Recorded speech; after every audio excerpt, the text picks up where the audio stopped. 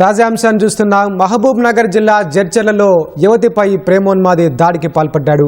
ప్రేమను నిరాకరించిందని యువతిపై యువకుడు కత్తితో దాడి చేశాడు. దీనికి సంబంధించిన మరిన్ని వివరాలు మా ప్రతినిధి సతీష్ అడిగి తెలుసుకుందాం. సతీష్, ఈ ఘటన ఎప్పుడు జరిగింది, దానికి సంబంధించిన వివరాలు ఏంటి?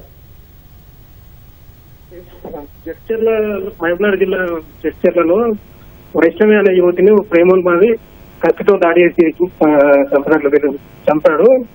కొంతకాలంగా ప్రేమ పేరుతో వేస్తున్న యువకుడు అమ్మాయి తిరస్కరించడంతో ఇవాళ పాఠశాల విధులు ముగించుకొని వెళ్తుండగా అడ్డుకొని కత్తితో దాడి చేసి చంపేశాడు. ఇంకా గమనించిన స్థానికులు దాన్ని చిరకపడడంతో యువకుడి పరిస్థితి సైతం విషమంగానే ఉంది.